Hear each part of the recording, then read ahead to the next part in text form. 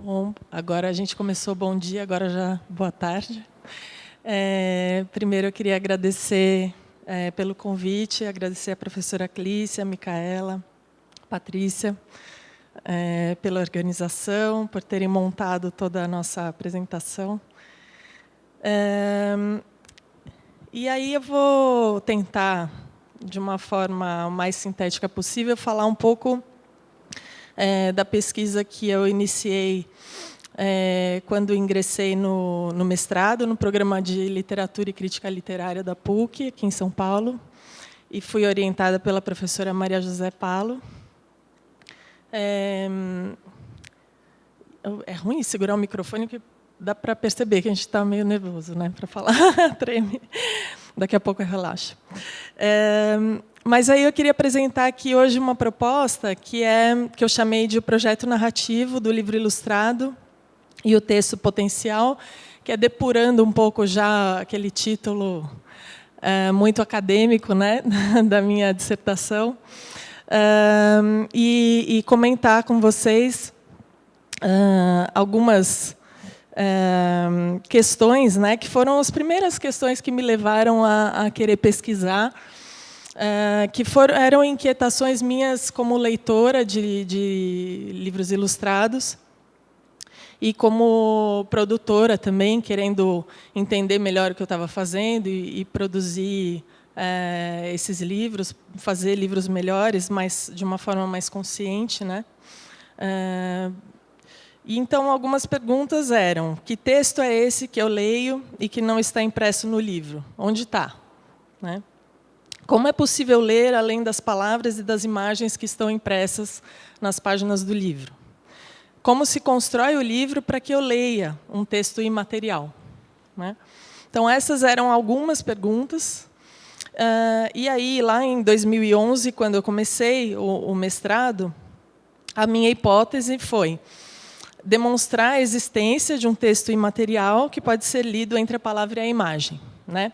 E, naquele momento, as teorias, pelo menos as quais eu estava começando a ter algum acesso, que tratavam de livro ilustrado, no campo da literatura, né, de teoria literária e tal, focavam muito na relação entre palavra e imagem. Tanto que quem está interessado nisso lembra que a gente passou alguns anos só falando relação palavra-imagem, até por causa das obras de referência que começaram a ser traduzidas aqui no Brasil.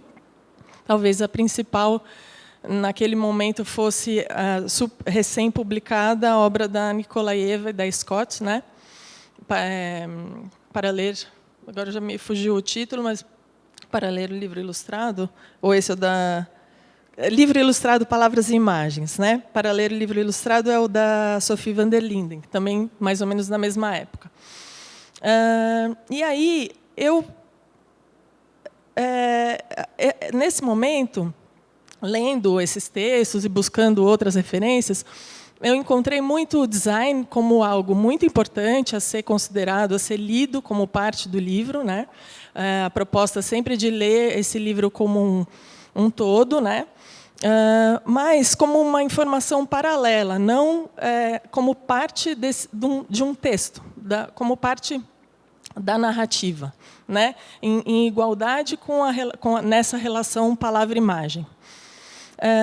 Então, eu tentei propor, né, que essa relação palavra-imagem, na verdade, não era uma relação binária, eram três coisas: era palavra, imagem e design.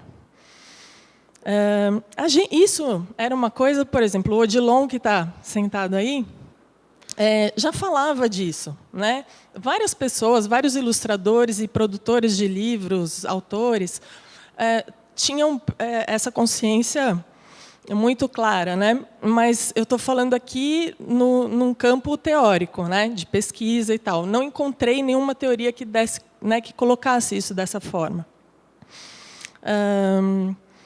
Então, eu vou aqui começar meio pelo final, porque eu fiquei muito perdida inicialmente, tentando provar uma coisa que eu nem sabia se existia, né?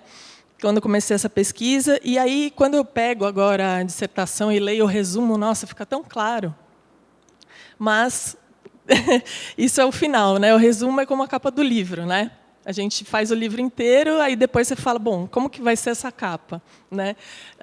Então, tem a ver com o projeto, como a forma como a gente pensa também esse livro, né?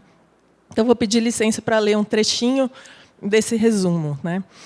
A partir da consideração sobre as relações de incidência mútua entre palavra, imagem e projeto gráfico, na escritura de um texto híbrido triádico, este trabalho assume-se como proposta de investigação multidisciplinar, a partir da aplicação da leitura ecológica como principal metodologia de identificação do texto potencial nos livros ilustrados infantis. Nossa proposta localiza o poético nos livros ilustrados infantis, na particular fusão do design com o texto híbrido narrativo, fenômeno capaz de atingir aquele que esteja preparado para apropriar-se do texto na mediação de interanimação, performance e punctum. Esse punctum aqui é do Roland Barthes. Bem, eu encontrei um autor britânico, um teórico britânico chamado David Lewis, fuçando a bibliografia da Nikolaeva. Eu achei ele lá e falei, nossa, isso daqui me parece interessante. Não sei por que ele me chamou mais atenção.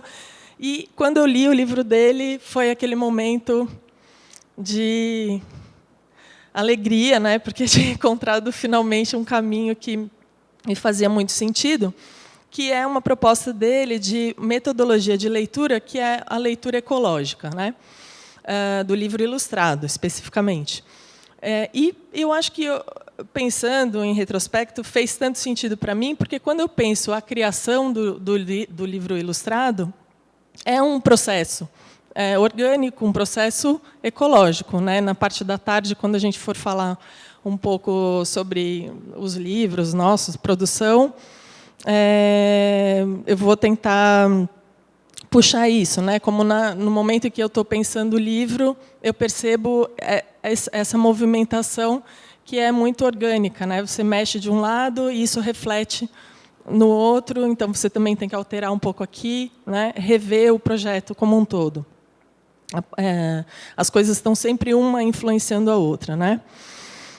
E o David Lewis vai propor essa forma de análise dos livros ilustrados a partir de estudos de ecologia da percepção feitos pelo James Gibson, né? E o cerne, né, dessa proposta do Lewis é entender o livro, né, olhar para ele como texto como lido, que ele fala, né, como uma experiência de leitura real, né? Então, se fixar menos em categorias, né, e ver como que é essa leitura, né, como ela acontece. Ele também coloca, e isso para mim ficou bastante claro, começando a ler os livros com isso em mente, né, que essa forma de leitura traz uma flexibilidade muito interessante, né, porque ela abre espaço, ela considera todas as variações de relações entre os códigos verbal e visual que podem acontecer num único livro, né? Então, como você dizer que um livro inteiro é um livro de contraponto, por exemplo, que é uma das categorias importantes da Nikolaeva e da Scott, se aquele livro pode ser que tenha outras relações, né, nele mesmo. Então, pode ter contraponto, predominantemente, mas pode ter redundância, pode ter relação complementar, enfim. Isso, tem uma variação aí, né? Inclusive, talvez seja interessante, né, para o livro que exista essa variação, né? Uma outra questão que essa metodologia traz, pensando nessa flexibilidade, né, é perceber que existe uma alternância de protagonismos entre as palavras e as imagens. Então, não necessariamente o que comanda a narrativa é a palavra do começo ao fim ou a imagem do começo ao fim, né? E aí ele usa até uma imagem que eu acho bem clara, né, para ilustrar isso, que é a imagem do teatro grego clássico, né? Então, você tem o coro, e aí você tem aquele que vai falar naquele momento que dá um passo à frente, né? Depois retorna e um outro depois sai do coro e assume essa posição de protagonismo. Tem essa alternância, né? Não existe um único protagonista. E aí, então, eu fiquei fuçando alguém que escrevesse. Eu queria ler em algum lugar que o design era parte disso, né? Não como suporte, né? Ou não como informação paratextual, ou, enfim, várias outras formas que eu encontrei, ou não trabalhos, por exemplo, como o da Laura Teixeira, que foi citado aqui, que é um trabalho muito interessante, que eu li na época da pesquisa, mas ela foca muito nas relações do design e da imagem. Ela não entra no aspecto literário, na palavra, né? E aí eu estava buscando isso. Então, ou ia para um lado, ou ia para o outro. Claro que são recortes, né? Mas eu estava buscando algo que desse conta dessa natureza tão multidisciplinar e que fizesse isso de uma forma orgânica, né? Então, por isso que essa proposta da ecologia fez muito sentido.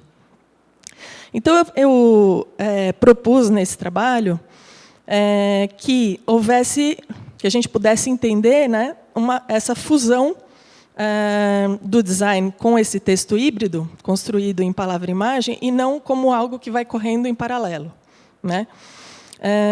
O design do livro, ou o projeto gráfico, como um terceiro pilar desse texto híbrido, né? E aí, preparando aqui essa apresentação, conversando com a Micaela, e você continua pensando a respeito, né?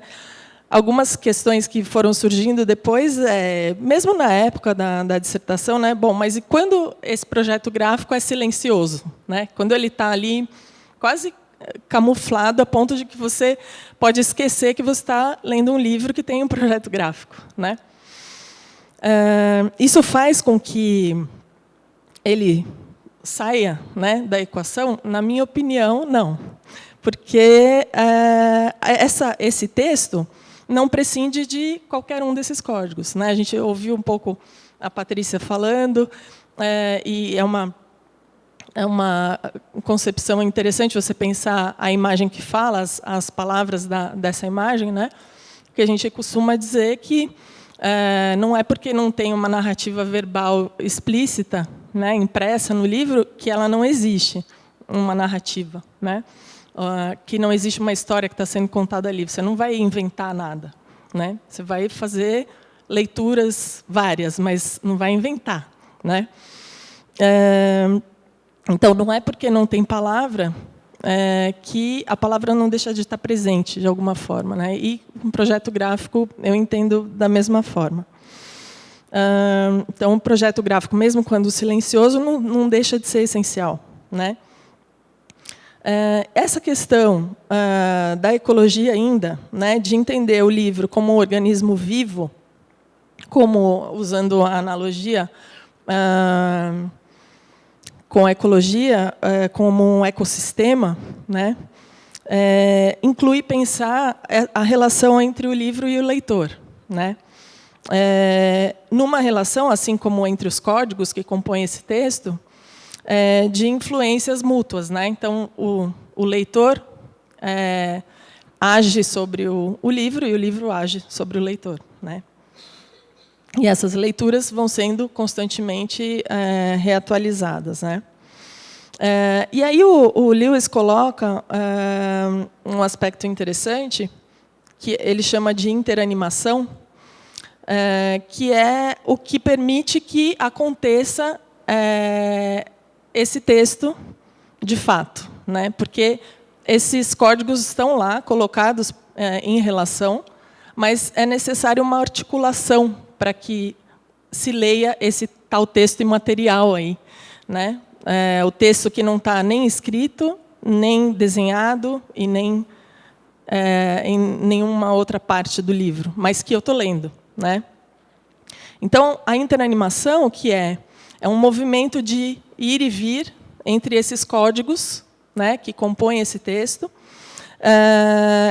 O leitor que faz isso, né, ele tem que que ter, né, uma curiosidade, né? Tem que questionar e, como eu já ouvi recentemente o Odilon falar, tem que desconfiar, né, Odilon?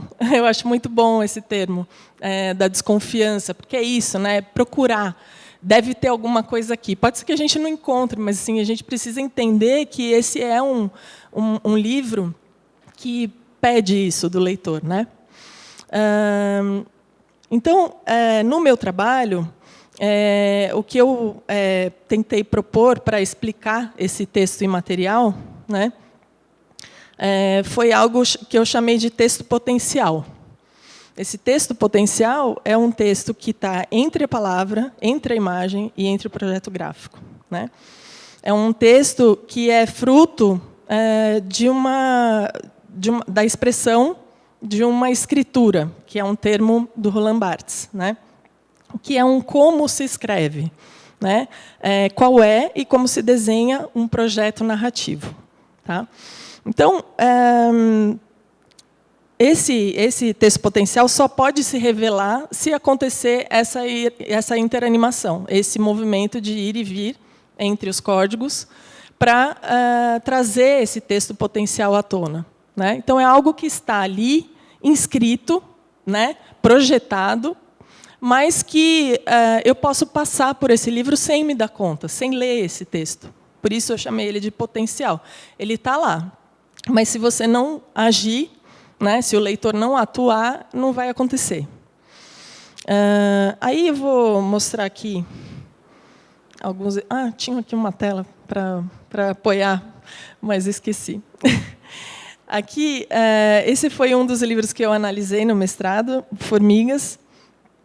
É um poema, e eu, apesar de estar mais interessada sempre em narrativa, mais do que em poesia, foi um livro que me chamou muita atenção, porque nessa relação toda, ele é um poema que vira uma narrativa, né? Então, começando aqui por essa capa, que é uma sobrecapa, uma luva, né?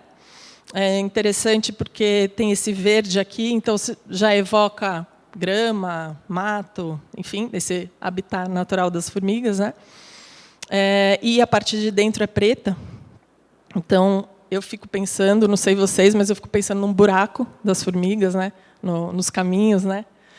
Que elas vão cavando. E aí, quando você abre o livro, aqui embaixo tem um buraquinho, né? Então, esse buraquinho já conecta com essa sobrecapa aqui, com esse interior, com essa ideia, né? Que sugere ali, de um buraquinho por onde essas formigas vão entrar aqui nesse outro espaço. Aí eu vou...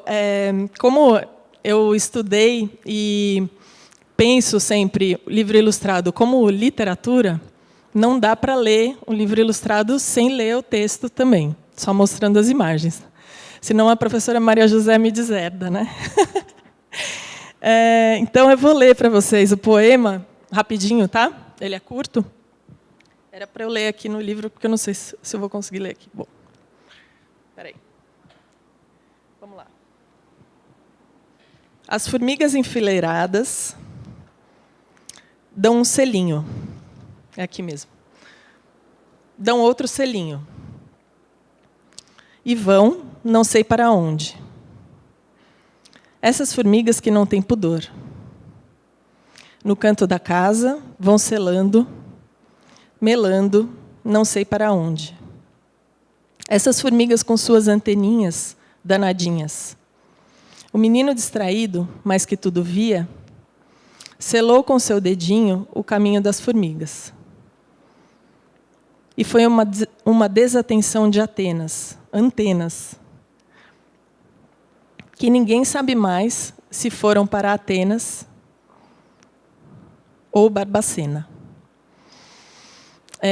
Então, aqui, eu fiz uma análise enorme aqui sobre a forma como a palavra vira formiga, vira desenho, e como a formiga vira texto, aqui conectando as partes desse poema, né?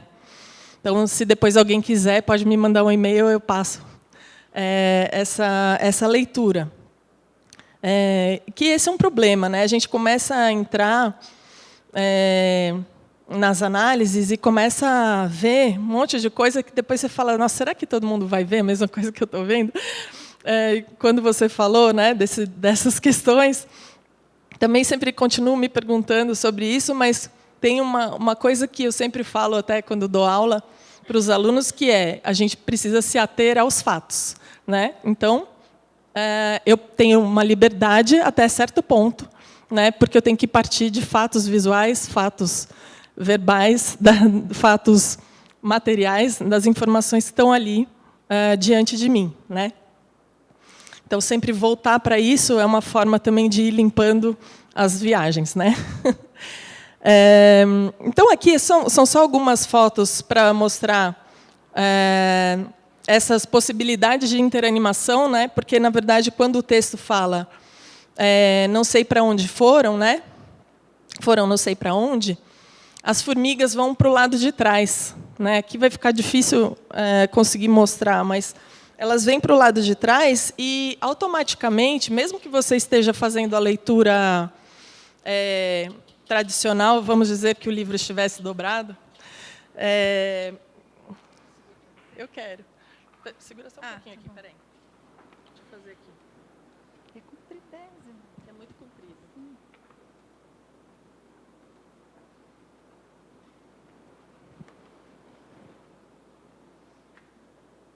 Então, obrigada, Patrícia. Então, mesmo que eu entre no livro, né, e continue fazendo a leitura de uma forma mais tradicional, né, na hora que o texto fala não sei para onde e as formigas somem aqui para cima, você não tem como não querer olhar o que aconteceu, ver para onde elas foram, né? Ó, vamos abrir aqui. E aí elas foram para a parte de trás, né?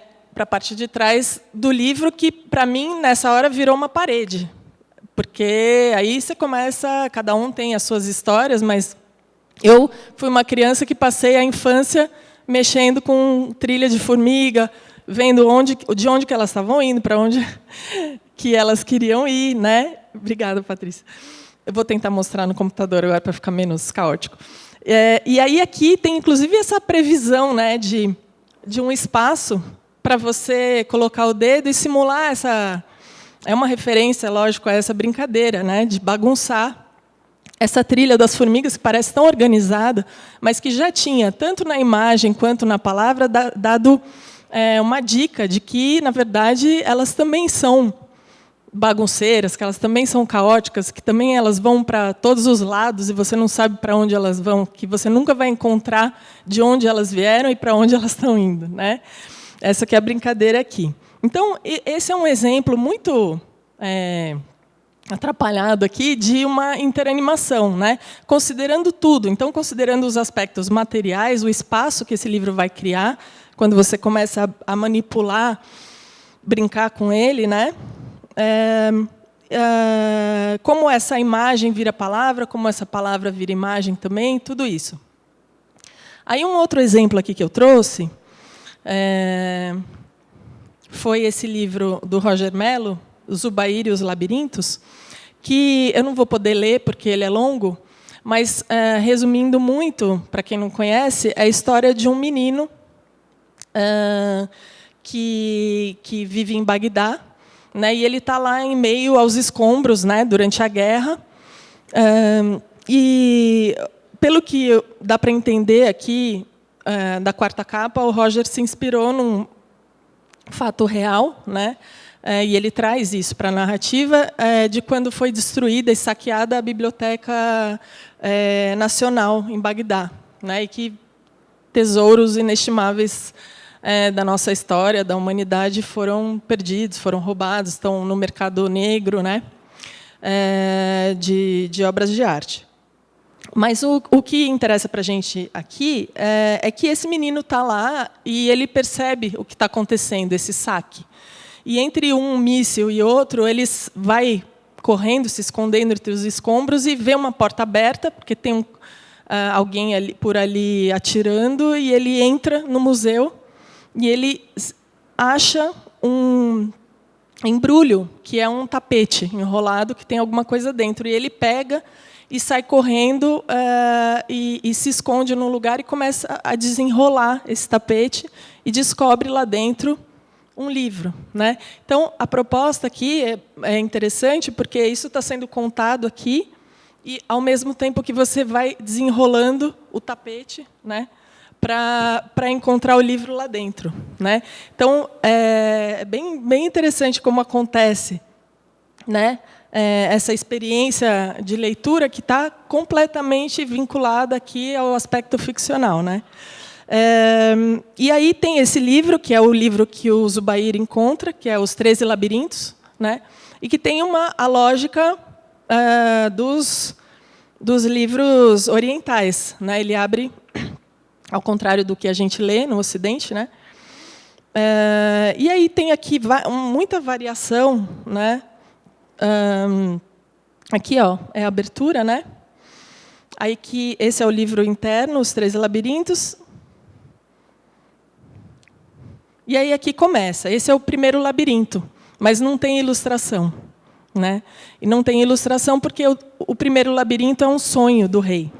Então, a gente vão sendo propostos vários jogos para o leitor, né, ao longo desse livro, porque tem muitas relações. Aqui, por exemplo, a gente tem só a palavra, né? E você entende que não está aqui porque isso foi um sonho de uma outra pessoa, então você não viu, né? Aqui, o segundo labirinto, então você tem uma relação aí de texto para um lado, de ilustração para o outro. Aqui também. Aqui a gente tem aquele texto intraicônico que faz parte da imagem, né? Então ele é texto verbal, informação verbal, ele continua essa narração, mas ele é parte do desenho, da ilustração. Aqui a gente tem um labirinto que é só desenhado, né? E aqui é muito legal essa página, porque aqui muda também, de novo, o ritmo, porque é sempre um labirinto a cada página dupla. E aqui são 2, porque os labirintos estão falando que, a essa altura, você já se perdeu, né? Que você se perdeu entre um e outro. Então, você fica um tempão assim, lendo todo esse texto, escrito aí dessa forma macarrônica, até você se situar.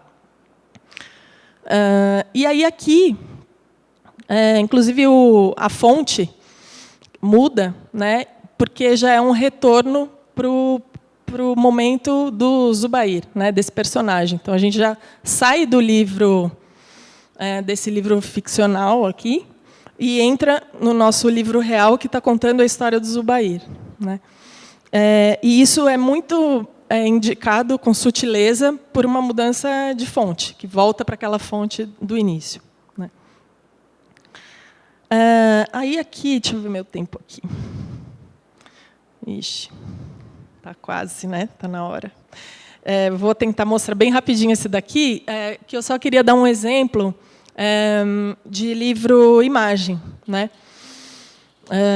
Que é esse A Casa na Árvore, que não é brasileiro, mas tem aqui no Brasil, que é interessante, nos livros-imagem também, perceber a influência contextual para a nossa leitura, né, da narrativa, do título e de todas as outras informações além da narrativa principal, né? Então, aqui, nessa capa, a forma como está diagramado esse texto, né, já é um indicativo de que o projeto gráfico aqui existe, apesar dele ser mais quietinho, né? Ele não é como nesses outros 2 casos, que fica muito evidente, né? Quando a gente entra aqui no livro, a ilustração já mudou, né? E repete a diagramação da capa. Então, a gente já percebe que alguma coisa aconteceu, né? A gente continua observando o mesmo espaço, mas alguém já saiu dali, né? O urso e a baleia já entraram.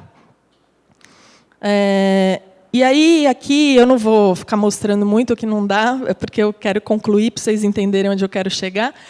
Mas a questão toda aqui desse livro, que é muito interessante, é que a gente permanece num ponto de vista fixo, né? Não há um deslocamento espacial, mas acontece uma passagem. O livro fala sobre passagem de tempo, né?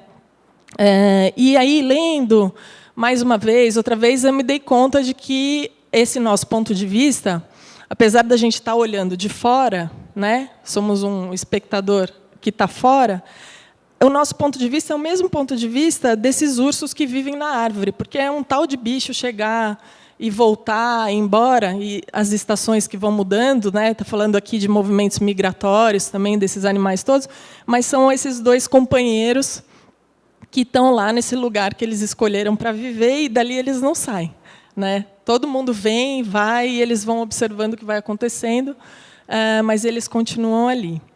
E, então isso era só para mostrar que existe aí uma narrativa verbal que vai sendo construída, né? Então eu achei muito interessante. Eu quero depois conversar muito com a Patrícia. E existe um projeto gráfico, sim, também, que faz parte dessa narrativa, ainda que ele não esteja numa posição de protagonismo, né? Aqui é um protagonismo da ilustração, né? E das relações que você vai fazendo entre as ilustrações para construir para entender, né, a construção dessa narrativa. Bom, aí aqui eu chamei esse ponto de o projeto narrativo, né? Porque eu queria fazer uma proposta, né, de entender, né, não, aí eu vou pedir desculpa para a Micaela, mas não entender o projeto gráfico como aquilo que coordena, né, mas um projeto narrativo, que é tudo escrita.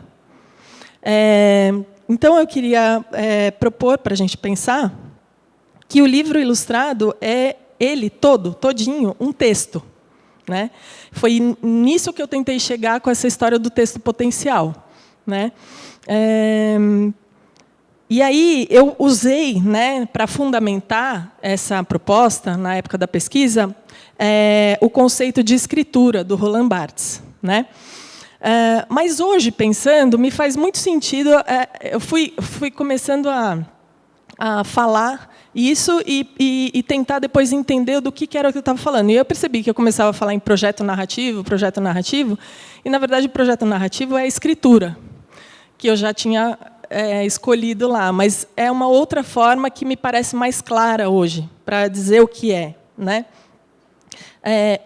Só para vocês, quem não conhece, né, a escritura, um dos aspectos mais importantes é que é impossível a substituição de significantes. Então, a gente está falando de linguagem, então não dá para trocar uma palavra por outra, porque você vai mudar aquele texto. Assim como não dá para trocar uma imagem por outra, ou suprimir alguma coisa, porque você vai alterar aquela estrutura, né? Um tecido, né? Então, essa terminologia do Barthes, né, indica, entre outros aspectos, vários, né, uma criação que tem por objetivo a produção de linguagem, né, que não permite essa mudança de significantes sem que você perca a integridade desse texto, né? E aí eu vou ler aqui, para ser um pouquinho mais rápida, que me faz sentido essa questão de mudar o termo escritura, pensando no livro ilustrado para projeto narrativo, por quê? A escritura, que é um termo que eu gosto muito, que me faz muito sentido, né? A gente pode chamar de projeto narrativo para evidenciar um modo de escrever que não remeta tanto a uma conceituação que é tradicionalmente aplicada a textos que são exclusivamente verbais. Então, talvez fique um pouco mais claro que a gente está falando de uma mistura de coisas, né, e não só de escrita. Eu nunca estava querendo falar só de escrita, mas acho que não falando de escritura já ajuda, né? Mesmo assim, como eu ainda estou confusa com isso, o autor desse projeto narrativo, que no meu trabalho eu chamei de fazedor de livros, porque eu parti da leitura de um livro que eu recomendo para quem não conhece, que é A Nova Arte de Fazer Livros, do Ulisses Carrion. que ele fala assim, na velha arte, o escritor escreve textos. Na nova arte, o escritor faz livros. Quando eu li isso daqui, eu falei, putz, achei. Né? Aí, então, essa história de fazedor de livros veio daqui. Né? Mas, esse fazedor de livros, o que é? Ele é um escritor. Né? E por que ele é um escritor? Porque a gente está falando de literatura.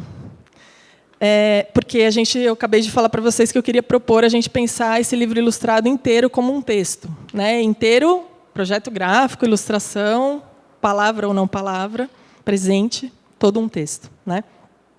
Esse autor do projeto narrativo pode ser um ilustrador, ou um designer, ou mesmo um escritor, talvez um editor, que faça... Né, quando a gente tem uma equipe, não dá para a gente saber como que isso vai funcionar. O livro ilustrado é um projeto literário, um texto literário. Então, entendo que esse projetista é um escritor. Né? E aí, para fechar, o texto potencial, que eu vou tentar explicar. Eu fiz diagramas, tem coisas assim, mais complexas, mas não vou entrar aqui, porque senão fica muito confuso, e a gente também não tem tempo. Né? Mas esse texto potencial que é o tal do que eu estava buscando lá na minha hipótese, né? Que é o entre. É o entre a palavra, entre a imagem e o design. Seria, no meu entendimento, uma forma de perceber o coeficiente poético do livro, né? A literariedade do livro ilustrado. Então, quando a gente está pensando... Porque sempre me incomodou muito, e ainda me incomoda, perceber que livros ilustrados são avaliados, por exemplo, se você vai pegar um livro juvenil, que tem algumas ilustrações, mas que não é um livro ilustrado, e uma obra literária que depende da ilustração e do projeto gráfico, como, né, para ser um texto lido como um todo, você comparar o texto verbal com o texto verbal. Isso ainda acontece muito. E foi daí que também surgiu essa minha inquietação, porque é impossível fazer isso. Assim. Então, você pode até dizer, olha, esses livros são muito diferentes e os dois têm muita qualidade, mas você tem que entender isso para chegar a essa conclusão. Sem entender, as pessoas ainda continuam achando que esse livro é fraco. Né? Não tem qualidade literária esse texto, mas estão olhando só para a palavra e as relações todas que estão colocadas lá. Né? Então, esse é o X da questão. Né? E aí, um parágrafo eu vou ler para a gente encerrar. Tá?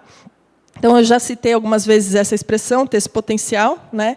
Então, o texto potencial não está necessariamente visível, impresso no livro. É uma abertura maleável, mutável, é o espaço da liberdade do leitor, mas não se trata de um texto a ser inventado por ele. É intenção artística e está inscrito no livro. Trata-se de um espaço construído, intencional, fruto de um projeto narrativo que propõe relações entre os códigos constitutivos do livro ilustrado, os 3. O texto potencial revela o coeficiente poético, a literariedade do livro ilustrado. É esse o espaço entre palavra, imagem e design, de onde podem nascer novas redes de relações que ressoam e prolongam a experiência de leitura, mesmo quando o livro já se fechou. É isso. Muito obrigada. Obrigada.